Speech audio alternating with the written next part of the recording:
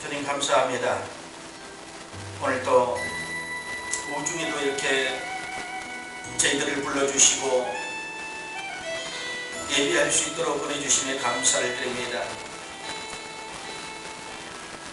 대강절이라는 오늘 주님 오실 맞을 준비하는 그런 신부처럼 우리 마음속에 더욱더 기다림이 있게 하시고 또 준비하는 기간이 되게 하여 주시옵소서. 주님이 언제 오실지 알 수 없지만 우리가 주님을 기다리는 그런 간절한 마음으로 또 예배하며 기도하며 깨어있을 수 있는 저희들 되게 도와주옵소서. 오늘 예배를 통해서 우리 주님 말씀하시는 것을 듣게 하시고 또 행하게 하여 주시옵소서. 그리고 준비하게 하여 주시옵소서. 감사드리며 예수님의 이름으로 기도드리옵나이다. 아멘. 오늘 저는 이 본문의 말씀을 가지고 함께 여러분들과 함께 나누기를 원합니다. 항상 기도하고 깨어있으라. 사실상 오늘은 대강절입니다. 절기로는 대강절입니다. 대강절은 성탄절 이후로 이전이죠. 4주 전 주일부터 대강절이 시작되며 그러니까 오늘부터 12월 24일까지 대강절이라고 합니다. 절기 예배를 우리가 드리지 않더라도 우리는 항상 그 기간들을 보면서 절기 때 또 절기에 맞는 기도를 할 수 있고 준비하는 그런 또 예배하는 그런 사람들이 돼야 될 줄 믿습니다. 사실 3일 전부터 갑자기 눈보라가 치고 기온이 뚝 떨어졌습니다. 오늘은 또 비까지 이렇게 내려주셔서 감사해요. 그런데 여기저기 이제 감기 환자들이 많이 생기고 또 기온이 떨어지니까 주부들이 또 바빠졌어요. 왜 바빠졌겠어요? 김장철이라는 것입니다. 날씨는 춥지만 김장을 해놔야 또 겨울을 날 수 있습니다. 남자들은 잘 모르니까 주부들은 이 일이 큰일입니다. 남자들은 잘 모를 수도 있어요. 저는 김장하면서 김장의 주인공이 뭡니까? 배추예요. 야채 중에서 김장의 주인공은 배추라고 생각합니다. 제가 개인으로 생각해 봤어요. 배추라고 생각했는데 배추가 과연 몇 번이나 죽을까 그렇게 생각을 해봤어요. 여러분 그런 생각 해보셨나요? 해볼 수도 있고 안 해볼 수도 있겠죠. 배추가 밭에서 뽑힐 때 어떻게 합니까? 칼로 뿌리를 싹둑 자르죠. 뿌리에서 영양분을 받아 올리는데 뿌리를 싹둑 자르면 죽습니까? 안 죽습니까? 죽지요. 뿌리를 싹둑 자르면 한 번 죽습니다. 집에 와서 그거를 그대로 절입니까? 칼로 또 반토막을 그냥 탁 잘라내지요. 반을 자르는지 네 쪽을 자르는지 어찌됐든 칼질을 합니다. 2번 죽어요. 그 다음에 소금에 확 절여버립니다. 그러면은 숨이 확 죽어버려요. 3번 죽었죠. 그 다음에 이제 매운 고춧가루, 젓갈, 마늘, 생강 이런 양념으로 그냥 투하를 합니다. 견딜 수가 없죠. 또 죽었어요. 마지막에 김치독에 넣어서 숨을 못 쉬게 해버립니다. 대충 보니까 한 5번 정도는 죽어야지만이 맛있는 김치가 우리 입속에 들어올 수 있게 되는 것 같아요. 아마 사람들은 그냥 늘상 하던 것이고 1년에 한 번씩 하는 어떤 그 일이라고 생각하지만 이번에 김장을 하면서 전 그런 생각을 한번 해봤습니다. 죽어야지만이 사람들에게 사랑을 받는구나. 죽어야지만이 사랑을 받는구나. 더 확실하게 죽어야지 사랑을 받는구나. 5번이나 죽어서 사람들에게 사랑받는 김치가 탄생한 것처럼 그래서 우리가 고민해야 할 것은 마음을 내려놓고 우리의 육신의 것을 죽이는 것입니다. 그러면 영이 삽니다. 반대로 영이 살면 육신이 죽습니다. 같은 말이에요. 바꿔서 놓고 이렇게. 그래서 오늘 저는 이 본문으로 항상 기도하며 깨어 있어야 한다. 이것을 실천하기 위해서 오늘의 말씀을 이렇게 들었습니다. 오늘 본문에서 예수님께서는 이렇게 말씀하셨잖아요. 너희는 스스로 조심하라. 마지막 때에 하나님께서 경고하시는 겁니다. 마지막 때가 됐을 때 더욱 조심하라는 겁니다. 마지막 때. 뭘 조심하라고 그러니까 첫 번째로 마음이 둔하여진다 합니다. 생활의 염려는 바람과 같습니다. 매일매일 우리에게 불어옵니다. 이렇게 매일매일 불어오는 염려를 어떻게 잠재울 수 있습니까? 아니면 어떻게 극복할 것인가? 생활의 염려로 마음이 둔하여진다고 합니다. 감각을 모른다. 왜냐하면 둔하여지면 영적으로 느끼지 못하기 때문에 감각을 잃어버릴 수 있어. 문둥병 환자처럼 문둥병처럼 둔하여지고 감각을 꼬집어도 느낌을 몰라. 여러분은 살이 또 여러분의 마음이 살아있기 때문에 꼬집으면 아프다 이런 느낌을 드는데 아픔을 못 느낀다는 것은 감각이 없다는 겁니다. 육신의 일보다 영적인 감각을 얘기합니다. 하나님께서 말씀하시는데 듣지 못하고 하나님께서 터치하는데도 만지는데도 만지심을 느끼지 못한다는 것입니다. 둔하여졌다. 하나님께서는 이걸 조심하라고 합니다. 삼가 조심하라. 너희들이 마음이 둔하여진 것을 조심하라. 그 마음이 영입니다. 육신에 둔하여진 것 아니에요. 영이 둔하여지는 것. 그런데 이렇게 환경에 사로잡혀 염려와 근심으로 자기를 찌르게 되면 영이 둔하여진 것보다도 더 심하게 무디어져 버리는 것입니다. 그럼 기도할 수 없게 되고 자연히 육의 사람이 되는 것이고 육을 따라갑니다. 육은요, 화려한 것들, 사람들에게 보여지는 것들을 더 치중합니다. 기도하기보다는 더 먼저 뭔가 더 화려한 외적인 것들이 치장돼야 되고 마음이 부유한 것보다도 겉으로 육에 대한 부유함이 보여지기 때문에 다른 사람들에게 보여지기 때문에 그것을 더 추구하려고 사람들이 분주히 더 움직인다는 것입니다. 하나님의 사랑과 긍휼은 어디로 간데없고 육과 혼적인 삶이 되고 만다는 것입니다. 여러분 마음이 둔하여지거나 몸이 둔하여지는 것도 마찬가지입니다.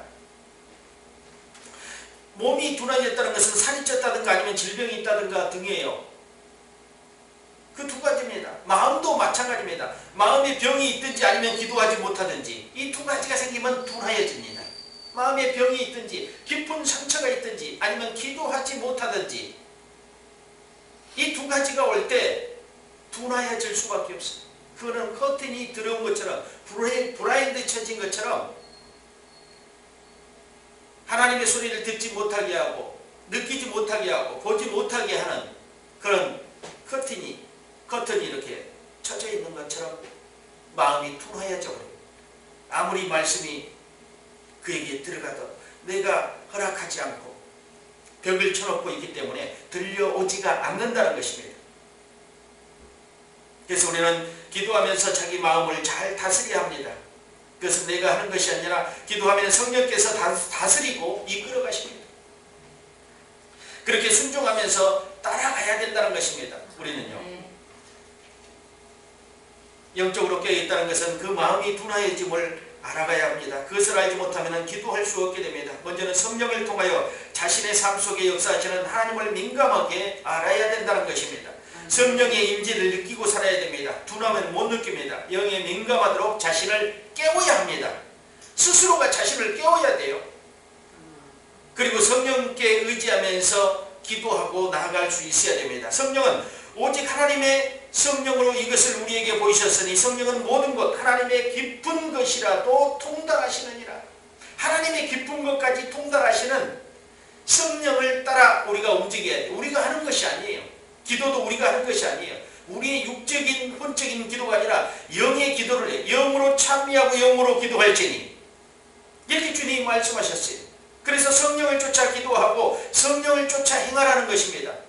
그분은 우리의 마음속을 깊이 알고 하나님의 깊은 것까지도 하나님의 계시와 규례의 법도 하나님께서 계획하는 모든 그 플랜을 성령은 알고 계신다는 것입니다. 그래서 우리에게 제시하시고 우리를 그분이 이끌어야지만이 하나님의 계획대로 이끌어갈 수 있습니다.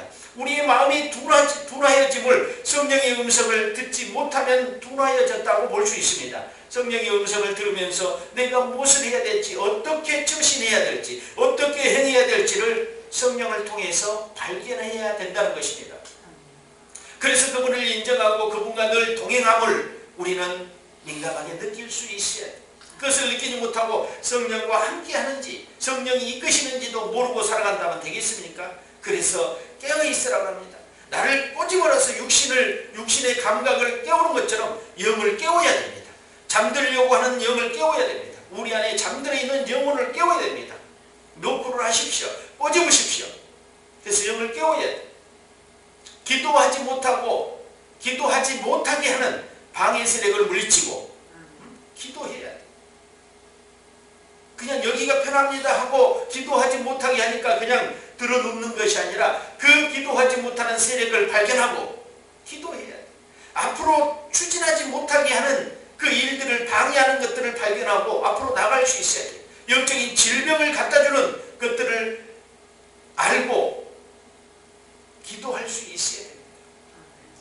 성령께 붙잡히는 우리들이 다 되기를 예수 이름으로 축원드립니다. 그 기회를 놓치지 않기를 바랍니다. 또 한 가지는 마지막 때 주님 앞에 서기 위해서 우리는 깨어있으라고 합니다. 이러므로 너희는 장차 올 이 모든 일을 능히 피하고 인자 앞에 서도록 항상 기도하며 깨어있으라.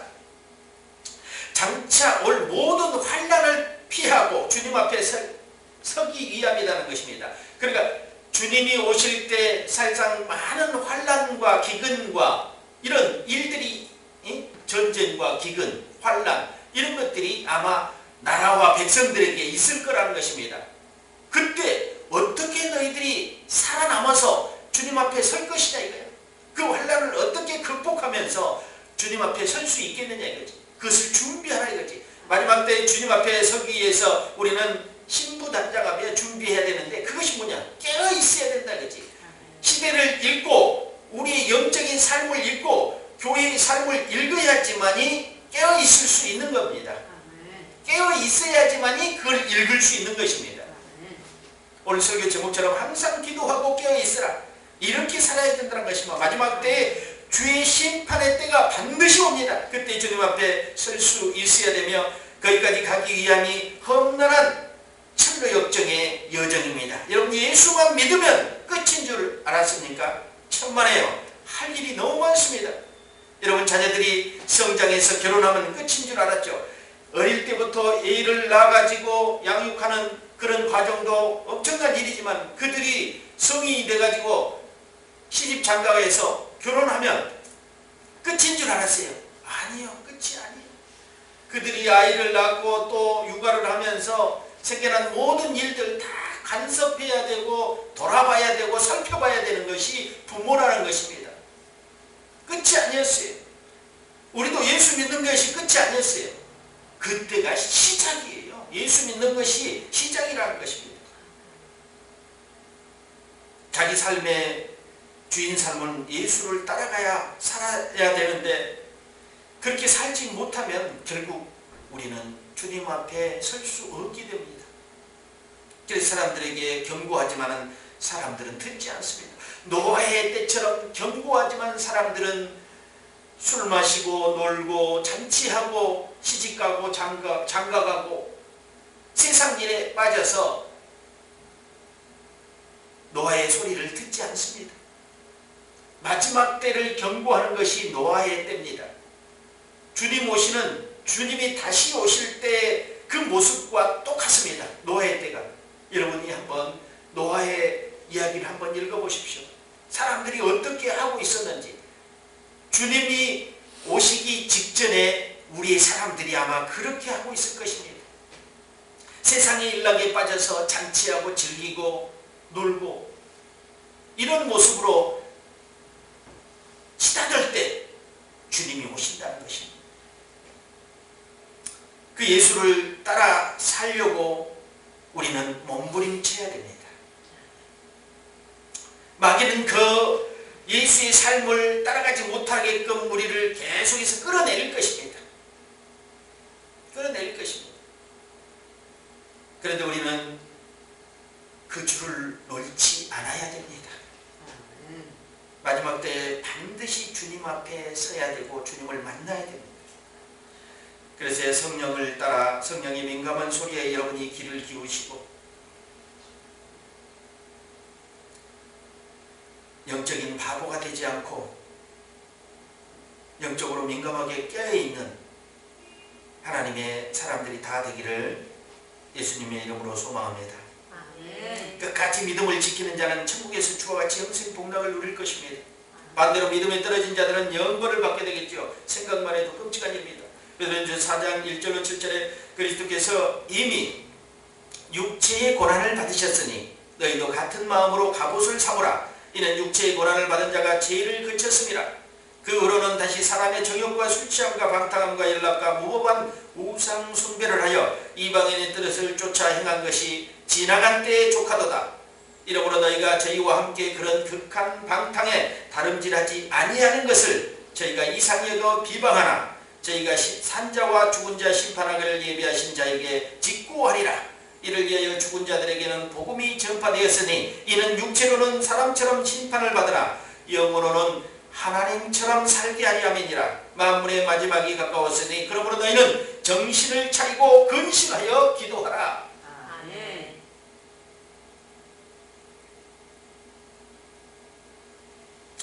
복음이 죽은 자들에게 전파되는데 그들이 육체로는 사람처럼 심판을 받으나 영으로는 하나님처럼 살게 하리.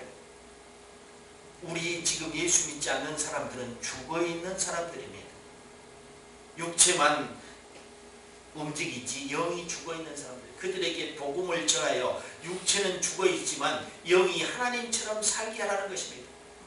마지막 때 우리가 할 일은 복음을 전파하고 한 사람이라도 더 주께로 이끄는 일을 해야 된다. 우리는 반드시 더 하나님 앞에 서기 위해서 깨어 기도하고 우리만 깨어 기도하는 것이 아니라 뭇 영혼들 백성들을 끌어서 주님 앞으로 인도하라는 것입니다. 깨어 기도하는 사람이 영혼을 보면서 무감각하다는 것은 아직 깨어있지 않다는 것입니다. 영혼을 보면 그 영혼을 어떻게 주님 앞으로 인도할까, 이런 것에 고민할 수 있어야 됩니다. 그리고 기도해야 됩니다. 그 영혼들을 이끌기 위해서. 그래서 마지막으로는 만물이 마지막이 가까웠으니 그러므로 너희는 정신을 차리고 근신하여 기도하라. 깨어 기도하라는 것입니다. 정신을 바짝 차려. 우리 그런 얘기 하잖아요. 야, 정신 차려. 그러면 그 사람 정신이 죽어있다는 겁니까? 아니에요. 깨어있지 못하는 겁니다. 죽은 거 아니에요. 깨어있으라는 겁니다. 정신이 깨어있어야 됩니다. 그래야 올바로 판단력도 가질 수 있다는 것입니다. 영의 판단력입니다. 주님의 때를 기다리는 기름 준비하는 5 처녀처럼, 슬기로운 처녀처럼 우리는 주님의 재림을 기다리는 그런 신부의 마음으로 신부 단장이 되어야 됩니다. 초기 때부터 이 대강절이 전해졌는데 그건 도착, 얼라이브라는 도착의 의미를 가지고 있기도 합니다. 주님이 오신다는 겁니다. 그런데 이미 주님은 성육신으로 오셨습니다. 성탄으로 이미 초림이 있었죠. 그렇기 때문에 이제 첫 번째 오심은 지나갔어요. 그래서 우리는 무엇을 지금 기다립니까? 재림의 주님이 오심, 재림을 기다리는 것입니다. 성탄은 이미 주님이 태어났기 때문에 지나갔어요. 그러면서 이 주님의 성탄을 기다리면서 다시 오실 주님을, 빛 대신 구주 예수 그리스도 재림의 주를 기다린다는 것입니다. 그것이 이제 대강절의 의미로 여러분에게 다가와야 돼요. 마지막으로는 말씀을 잘 듣고 행하라는 것입니다. 아멘. 모든 백성이 그 말씀을 들으려고 이른 아침에 성전에 나가니라. 말씀을 듣더라. 하나님의 말씀은 진리입니다. 그러기에 잘 듣고 행하면 그는 반드시 진리로 인도함을 받을 수 있습니다. 아주 간단하면서 또 어려운 일이에요. 하지 않기 때문에 어려운 겁니다. 순종하면 쉬운 일인데 불순종하면 아주 어려운 일입니다. 말씀을 잘 듣고 행하라. 어려운 일이에요. 듣지를 않는데, 들을 수가 없는데, 들으려고 나오지를 않는데 어떻게 들을 수 있습니까? 하나님 말씀을 잘 듣고 행하는 자는 아무 문제가 안 되는데 단지 그렇게 살지 않는 사람의 문제입니다. 누가복음 6장 46절로 49절 보니까 말씀대로 사는 사람과 말씀대로 하는 사람과 그렇지 않는 사람의 얘기를 그렇게 써놨습니다. 하나님께서 말씀하십니다. 너희는 나를 불러 주여 주여 하면서 어찌하여 나의 말하는 것을 행치 아니하느냐. 내게 나와 말하는 내 말은 듣고 행하는 자마다 누구와 같은 것을 너희에게 보이리라 하면서 이렇게 말씀을 잘 듣고 행하는 자는 이런 자고 행하지 않는 자는 이런 자라 하고 주님 말씀하십니다. 집을 짓되, 우리는 건축자죠. 집을 짓되 깊이 파고 주초를 반석 위에 놓은 사람과 같으니 큰 물이 나서 탕류가 그 집에 부딪히매 잘 지은 연고로 능히 요동치 못하였거니와 반대로 듣고 행치 아니하는 자는 주초 없이 흙 위에 집 지은 사람과 같으니 탕류가 부딪히매 집이 곧 무너져 파괴됨이 심하니라. 기도하고 깨어있고 믿음으로 건축하고 있는 성전 중심의 삶을 살고 있고 성전에 가서 말씀을 듣는 자들은 그 주초를 반석